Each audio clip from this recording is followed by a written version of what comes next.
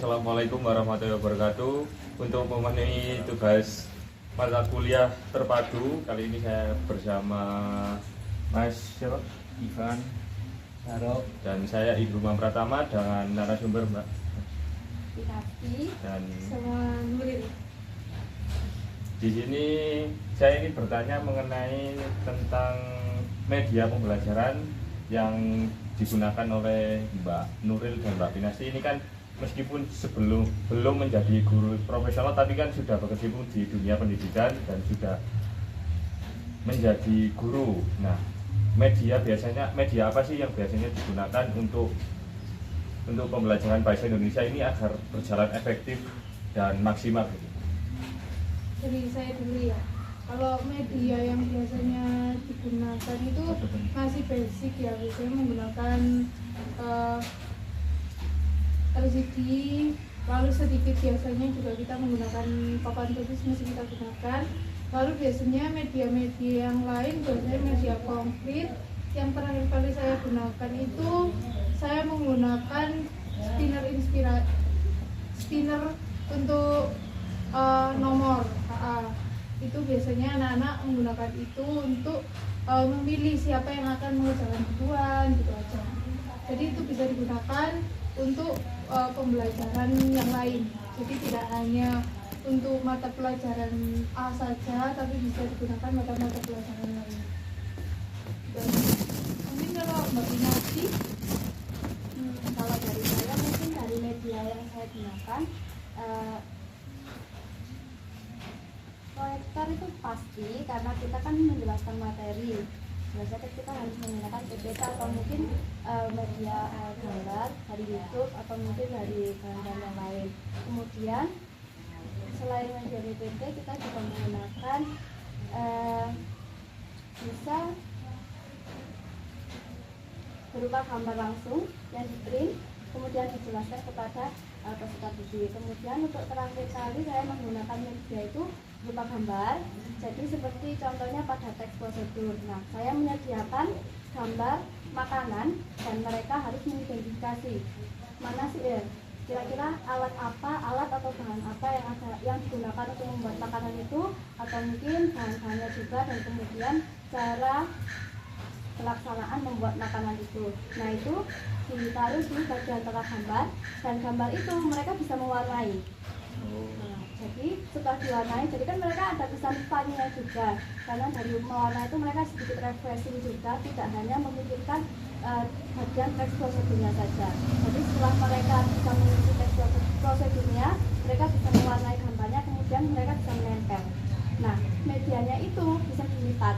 Jadi saat mereka membuka buku, membuka lembaran dari gambarnya, mereka langsung menemukan teks prosedur sesuai dengan gambar makanan yang mereka dapatkan. Nah, selain itu saya menggunakan media pembelajaran games. Nah, gamesnya itu saya pakai di Google, seperti Quizzes, Wellground, atau mungkin yang lain-lain media permainan. Nah, itu nggak cuma permainan saja, tapi juga ada pembelajarannya saja. Pembelajarannya juga seperti kalau misalnya teks positif tadi atau mungkin teks cerita fantasi, nah mereka harus menjawab dulu itu pertanyaannya tentang apa, kemudian setelah menjawab, nah gamenya bisa dilanjut. Jadi mereka ada kesan have-nya juga di media itu. Tadi kan sudah menjelaskan media-medianya kan Mbak.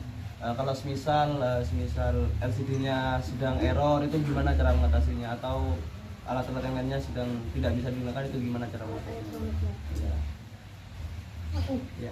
Kebetulan di kelas aku yang aku ajar itu LCD-nya kebetulan rusak. Jadi untuk menyiasatinya kita nggak berfokus untuk menjelaskan, tapi berfokus pada muridnya.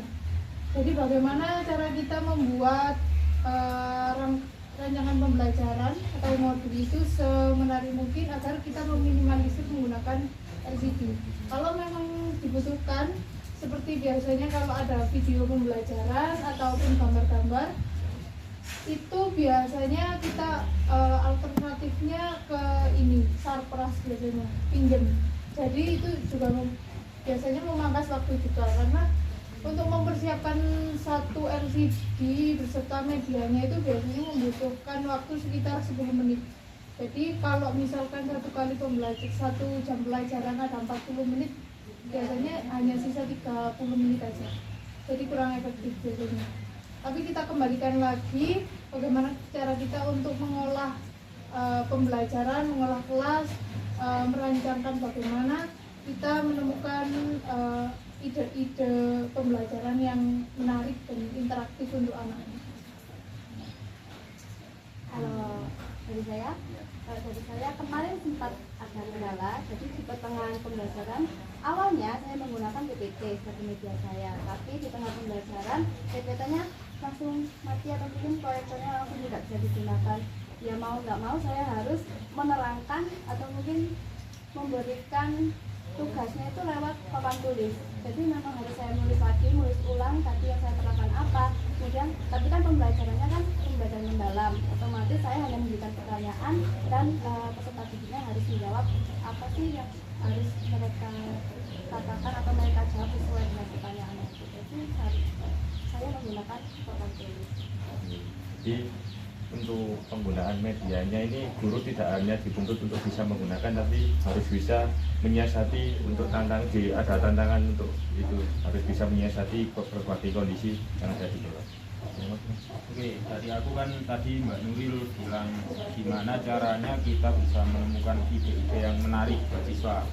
Kan ini hampir keseluruhan media dan bahan, meskipun ada kendala kan aman ya Pak, media dan bahan aman. Terus gimana ya dengan kondisi yang seperti itu, sampean bisa menjelaskan kepada siswa supaya siswa terus-terusan kondisi kelas dapat interaktif gitu loh, gimana metodenya, metode.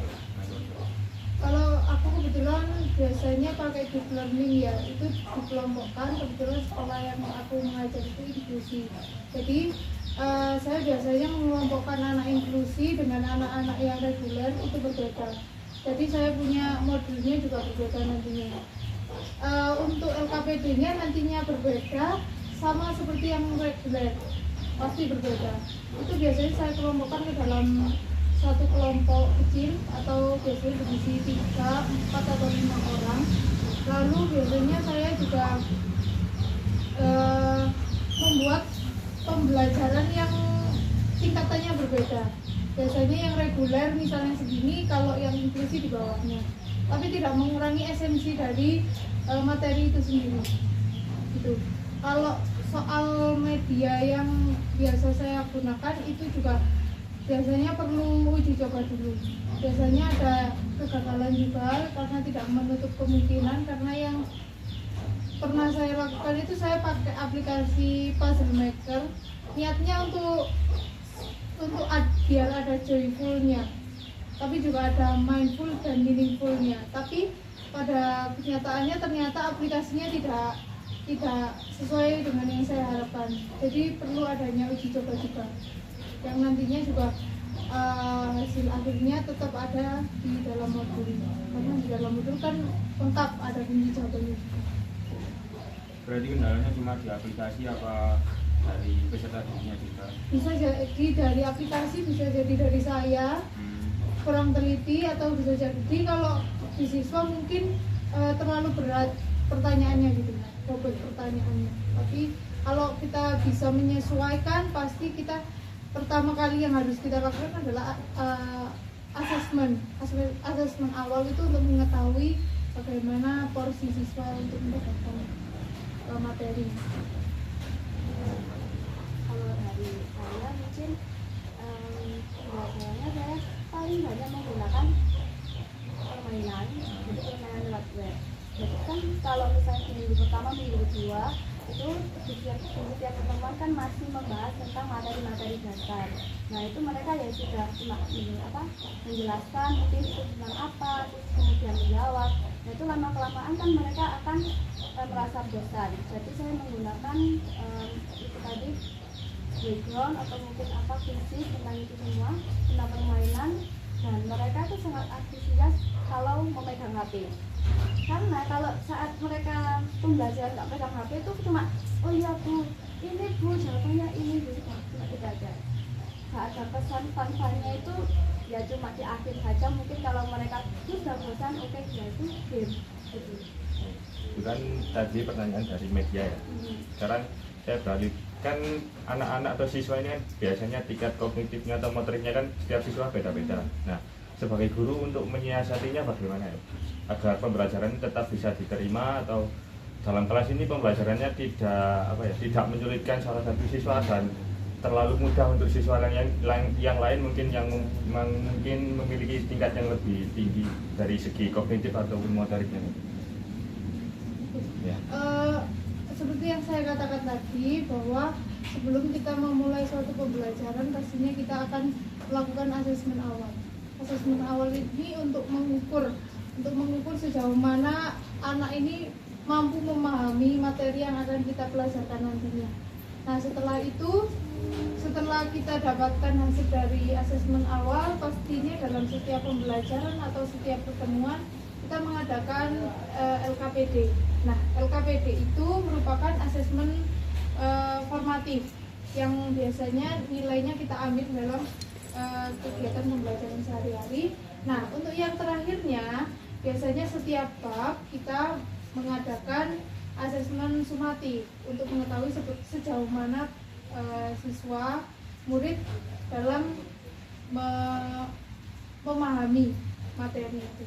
Jadi ada 3 tahap. Yang pertama asesmen awal, asesmen formatif, sama asesmen sumatif.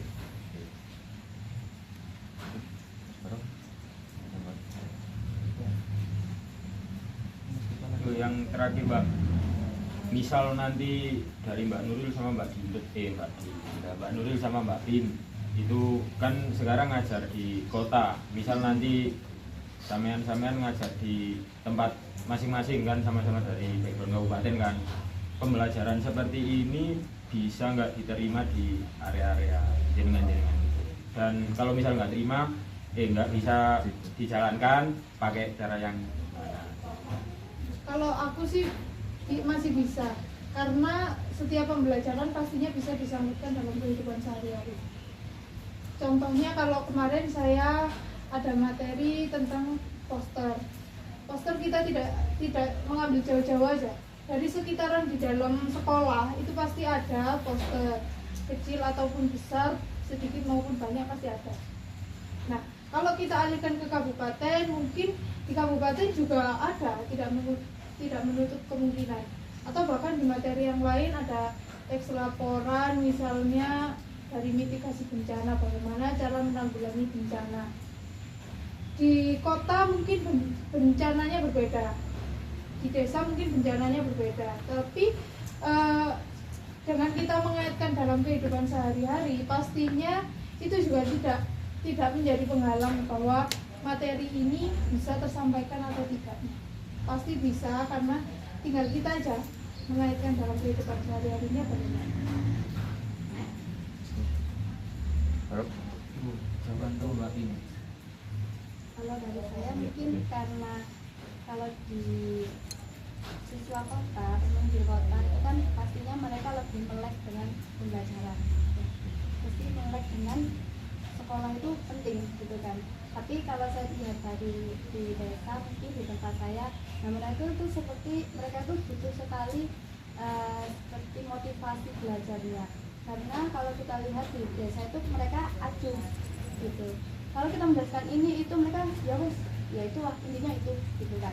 Nah jadi ya mau nggak mau kita harus putar balik lagi. Kalau di kota kita harus ini sesuai tuntutan. Nah kalau di tempat saya mungkin agak sedikit dibedakan. Misalnya kalau di awal tadi kan cuma membahas tentang materi belajar. Nah kalau di sana mungkin kita harus menyebutkan sedikit gambaran-gambaran, yaitu tadi seperti yang dibilang Mbak Nuril, kehidupan sehari-hari mereka. Terus kemungkinan kalau mereka bosan itu lebih kita harus tahu cara mengkondisikannya mereka seperti apa, karena yaitu mentalnya dari anak-anak di kota dan di desa itu berbeda. Baik, cukup. Terima kasih atas informasi dan yang disampaikan oleh Mbak Nuril dan Mbak Winasti. Saya mohon maaf apabila ada kekurangan dan salah kata. Assalamualaikum warahmatullahi wabarakatuh. Waalaikumsalam.